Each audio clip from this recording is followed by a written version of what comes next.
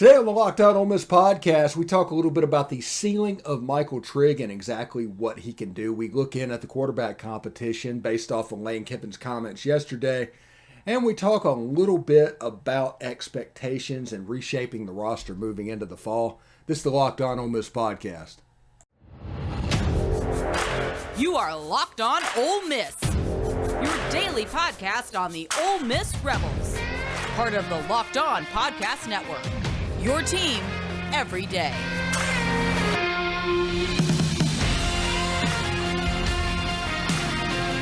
All right, welcome to the Locked On Ole Miss podcast, and thank you for making the Locked On Ole Miss podcast your first listen every day.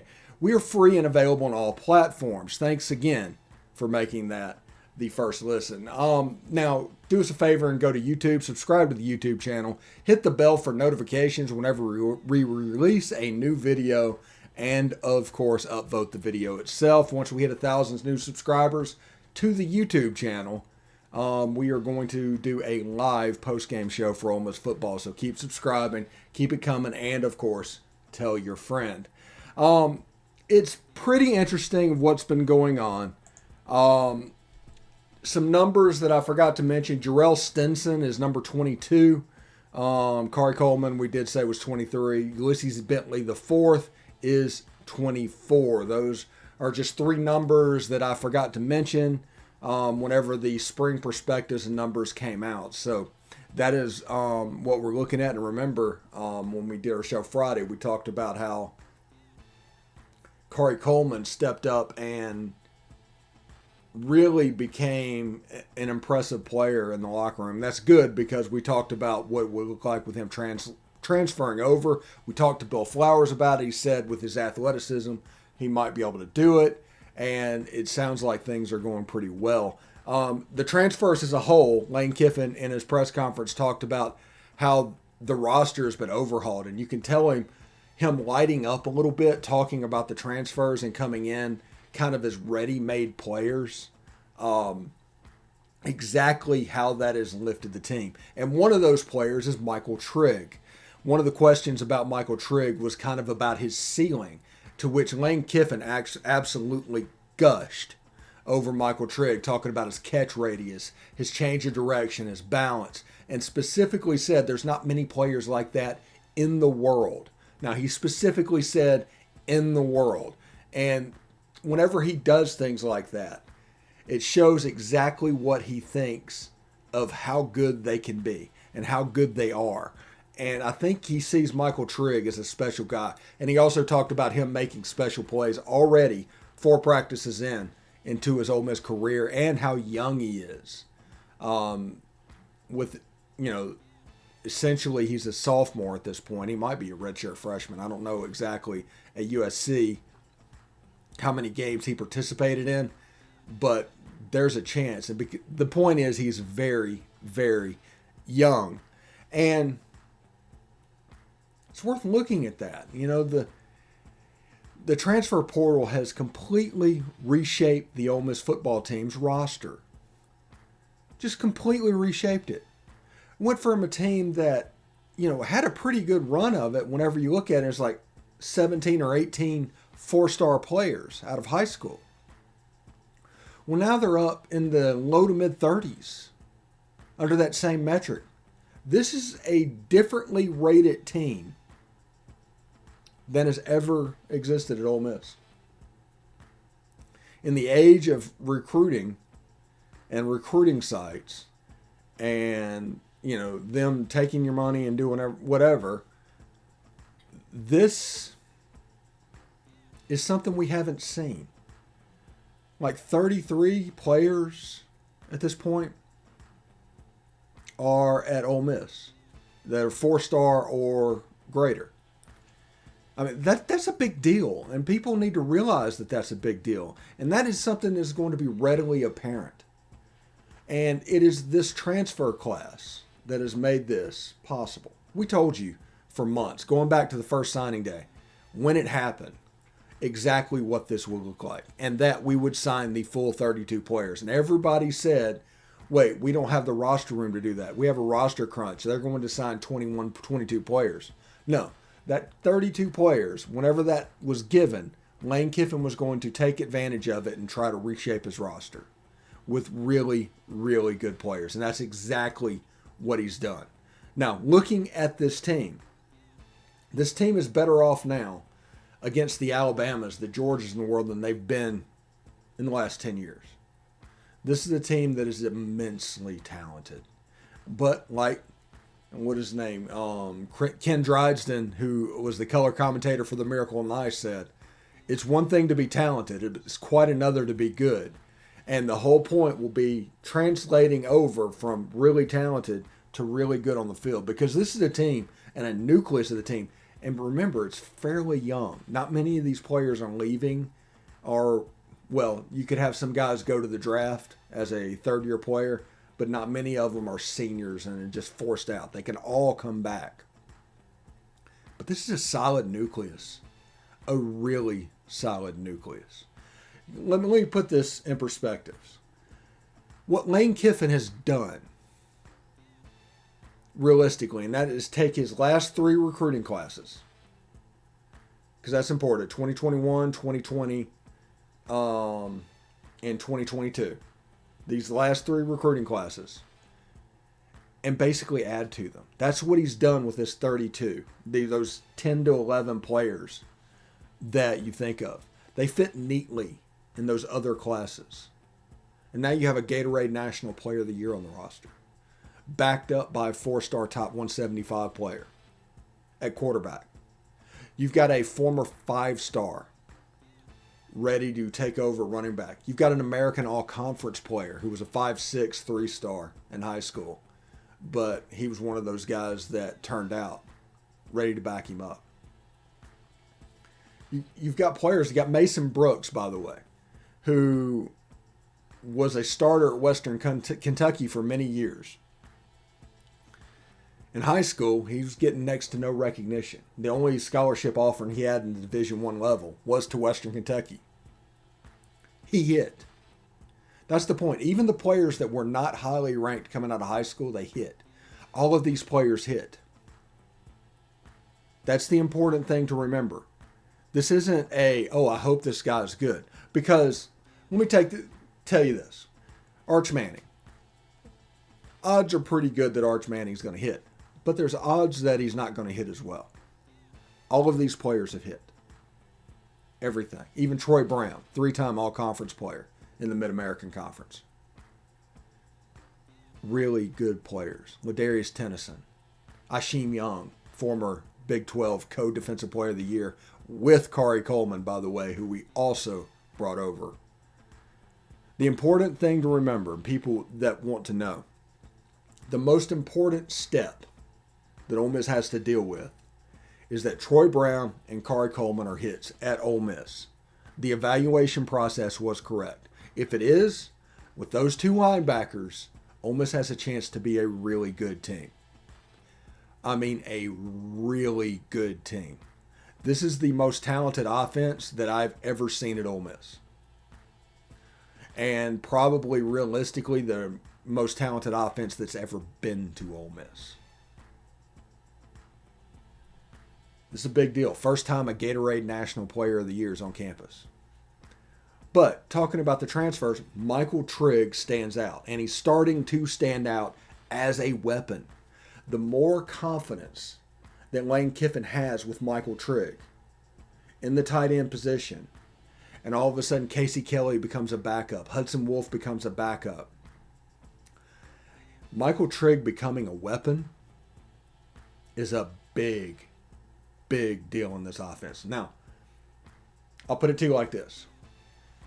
Alabama has struggled with RPOs in their history, as most teams have. That's the reason our offense is so potent, because teams struggle against RPO systems, especially those that don't want to stack the defense in their favor to be able to deal with the pass game. Because honestly, the realistic thing is everybody is becoming so pass happy, you kind of set your defense up to be run on because teams don't do that anymore. The realism is the 3-2-6 at Ole Miss in 1984 would give up about 550 yards rushing a game. It's just the way it is. But in 2022, that's a different story. You don't want to, you worry about the P in the RPO. And that RPO system, the fact that we have a run tag for every pass play and a pass tag for every run play, is why we've led the SEC in rushing the last couple of years. And now we get to do it with an Adrian Peterson level talent with a 2-time all-conference player from the American Conference backing him up. This is a ridiculously talented team. Understand that. And the player that's going to unlock it all is Michael Trigg. All the stuff we talked about this segment is about Michael Trigg and what he can do. He is going to make Zach Evans better. He is going to make Jaxson Dart better. He is going to make Mason Brooks in the offensive line better. The hesitation in linebackers, because I've told you many times over, this offense tortures linebackers. That's what they do. Michael Trigg is the secret to that. Jalen Knox, right there. J.J. Henry has a chance to really step up. It's really good. Watkins, the slot receiver position, has a chance to be an equal weapon with the tight end position. I'm just really excited.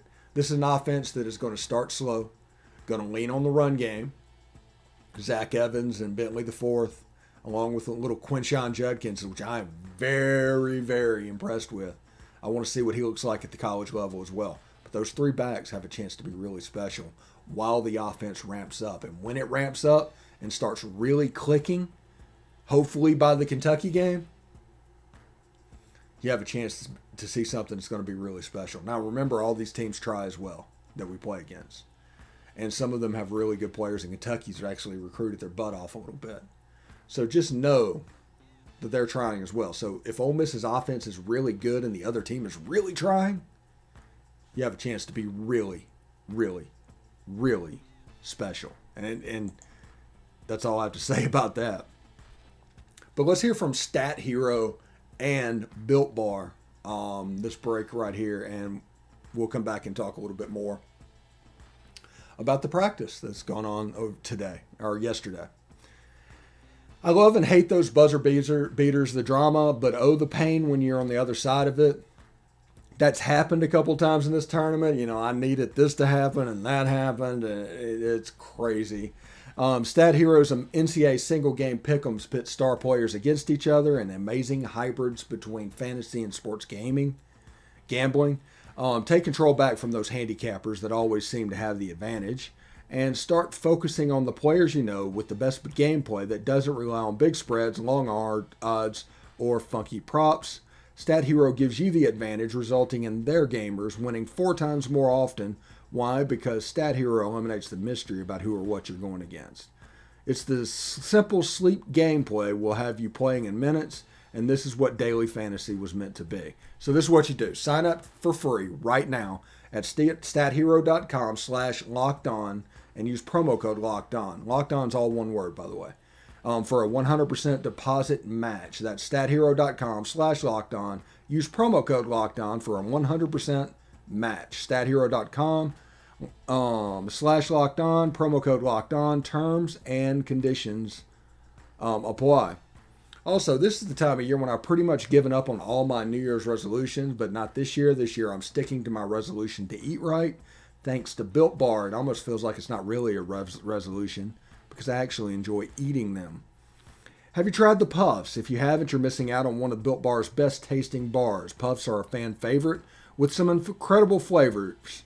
Yummy, cinnamon, churro, coconut marshmallow, banana cream pie. So good. These are going to be your new favorite. At Built Bar, they're all about the taste. They make it taste delicious first, then figure out how to make it healthy. And I don't know how they do it, but they pull it off every single time. So here's the offer. Go to built.com, use promo code LOCKED15, and get 15% off your order. Use promo code LOCKED15 for 15% off at built.com. All right, thanks for making the Locked On Ole Miss podcast your first listen every day. We are free and available on all platforms. Do us a favor and rate us and review us at iTunes. Give us a 5-star review. We don't really care what you say. You can say whatever you want to. Just give us a 5-star review. We would appreciate that. That'll help others be able to find the podcast via iTunes. So we really appreciate that. Now, in the first segment, we talked about Michael Trigg and how he is kind of the key to the transfer portal that opens everything up offensively. And whenever you think about it and you see it and all the players running around, I mean, it's absolutely true. You have all these RPO systems, and Henry To'oTo'o has trouble with RPOs. He's a good run stopper, but if he starts hesitating and starts thinking, you can take advantage of him with the RPO. And now with a tight end, such as Michael Trigg, you can really kind of take advantage of that. And that's going to open up things against Alabama that wasn't really there last year. So that's what we're talking about when we're talking about Michael Trigg. Now, the question everybody has after giving up 10 sacks in the Sugar Bowl is the offensive line. And how is the offensive line going to be different? And in yesterday's interview, Lane Kiffin talked about, or Jeremy James talked about exactly when they came to him and how the switch happened. Because he is now playing left tackle, which, as everybody knows, that was the Nick Broeker position for the last couple years. I think the last 3 years, actually. But Jeremy James, he's like reverse learning, as he said, on the plays and everything, and learning how to be natural doing his drops and things like that. Now, that's very important. But how can the addition of this being a snowball effect of signing Mason Brooks, how can this help the offensive line? And as long as Jeremy James is natural on the left-hand side, because you can be a one-sided offensive line player. I mean, that's just the way it is. Some people can just do the right. They can't do the left. Some people can do both. Some people can just do the left and not do the right. It's all dependent on your skill set. So what they're learning right now, and they probably already have learned about it, because I'm sure Jeremy James played some left last year in practice, is exactly how he can make that transition. And he has afforded the ability to make that transition because of Mason Brooks on the right, who is a good offensive lineman and does some very good things. So whenever you switch those, all of a sudden, if you shore up the tackle on the outside, which honestly was not the problem in the Sugar Bowl, but we'll digress to that in a second. What it does is it helps your team internally on the inside by moving the outside. So you have Mason Brooks and Jeremy James at tackle. If they can hold it up, you're good. The outside of your teams are going to be fairly good. Now, Dallas Turner and Will Anderson played Alabama, and they rush on the outside. That's going to be the big test for that group. But most people kind of attack the middle, and they attack the blocking schemes. And Ron Roberts did a wonderful job of attacking our protections and seeing exactly how we would protect based off of different situations. And he attacked it a lot of times with delayed blitzes and things like that to kind of mess with a freshman quarterback, a true freshman quarterback. And I mean, it honestly worked, but how do you resolve that? Now, my opinion is, and you can leave a comment in the comments below about what do you see from the offensive line this season. But I believe that the interior of the line, there's that plug-and-play place that kind of went back and forth on at left guard or right guard. Or there's kind of a revolving doors going on in there. And that kind of triggered a weak point in the middle of the offensive line that teams were able to take advantage of at times. And moving Nick Broeker into the inside, who's been a tenacious run blocker ever since he's been at Ole Miss, makes the left side of that offensive line better. It just does, because Nick Broeker is a heck of a player. Remember, Rivals had him at a 5.5 rated 3-star, lowest possible 3-star, right before a 2-star, which, as just so you know, at Rivals.com, and I've done this, whenever players sign with Power 5 schools, they are automatically rated a 5.5 3-star if there's no profile. You have to build the profile. You set him up as a 5.53 star, and you put him in the signing class. If it's a group of 5 school, it's a 2-star. We actually had a guy that accidentally rated a Mid-American Conference player a 4-star. Whenever he was there, it was a total mistake. It should have been a 2-star, but that team, because that recruiting is so bad, ended up winning the recruiting rankings that year, and they were able to take all advantage, and it was because one of my fellow video guys actually messed up on it. But that's what that looks like, and that's also to let you know that don't take the star rankings too seriously, because I've probably given out star rankings without looking at highlights a single time like 500 times. Knew nothing about the kid. He was just a 3-star or a 2-star based on where he went. Like 500 times. So understand that. But the interior offensive line with Nick Broeker, moving Caleb Warren, if he can snap the ball, this is a huge spring for Caleb Warren, because I think it's going to dictate exactly what they do after this, how he handles this spring. Because in 2020, the Alabama game actually swung on a bad snap. Ole Miss had a chance. They were in that. They were absolutely in that. But it swung on a bad snap. And at right guard, Eli Acker. I like Eli Acker. I think he just needs some experience, but some talent is there. And this is about the time. This will be his 3rd year in the system. It's about time for him to step up and do what he needs to do. I think Caleb Warren's from Nina or something like that. But they're all part of that 2019 class that is overlooked because they want to overlook Matt Luke. And everything Matt Luke did was trash, so they underrated the players he brought in. And the core of that team won the 2019 class, and the core of the 2021 class won the Sugar Bowl, or went to the Sugar Bowl. So I guess the last laugh was that group of players. But players like DeAndre Prince and Eli Acker and Caleb Warren and things like that turned out to be really good players, and they did a really good job with evaluation. So, yeah, those are the ones that are not the transfer class that are still around, that this team has a chance to be really good. Just absolutely really good.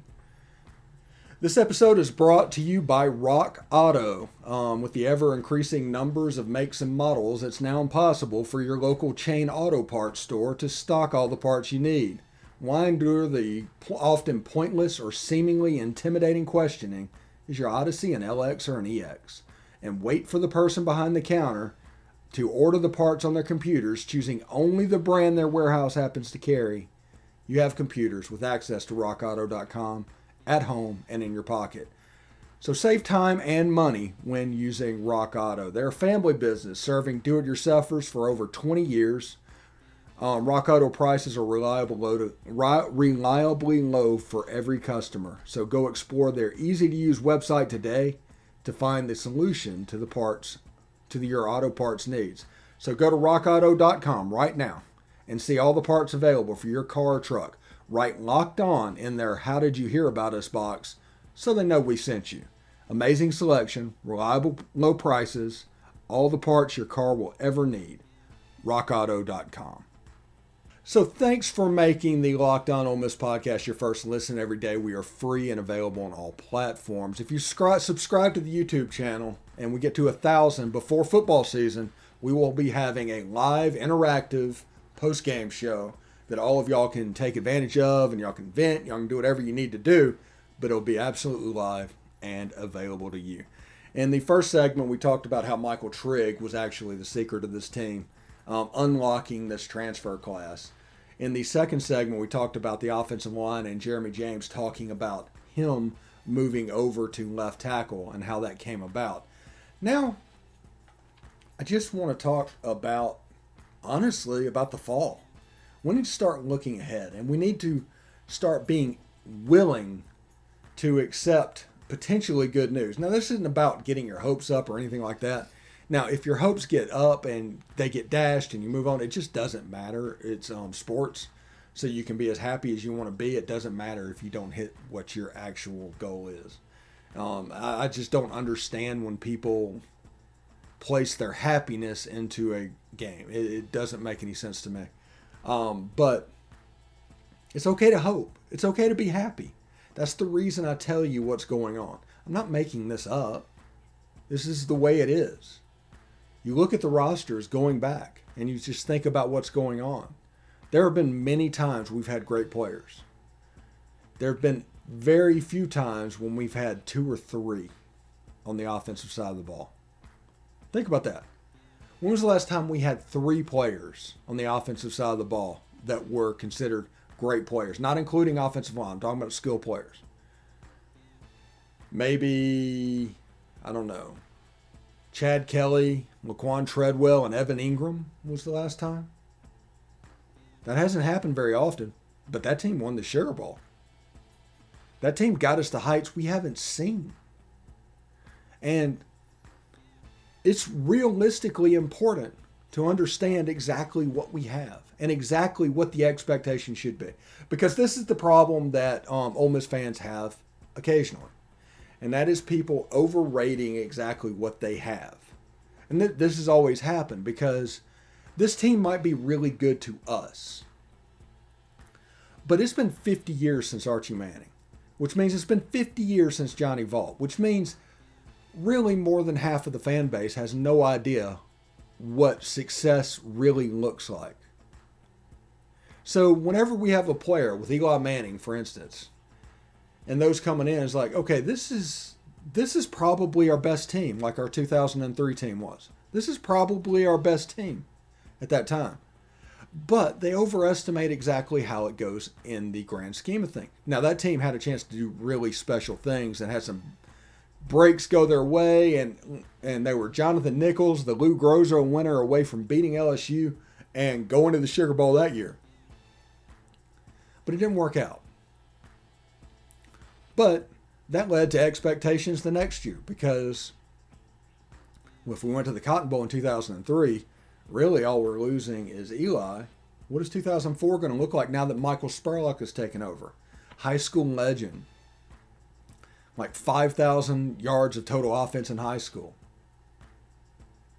And it just didn't work. And then David Cutcliffe ended up getting fired because of the expectations off of that 2003 team. And honestly, because he interviewed in Kentucky in 2002. Our expectations for our program aren't really straight on. We have a trouble of dealing with it like it is, telling it like it is. We have trouble doing that. We want to see things in a certain way to where we're probably better than we are. And it's fine, we're a fan. That's great. But that leads to shattered expectations, to disappointment, to people going around with the "we are Ole Miss" thing. And it's all because their expectations were set too high to begin with. They could not correctly evaluate their own team. 7-8 win team, let's treat them like a potential SEC champion. So we need to evaluate our own club correctly. I am trying to do that.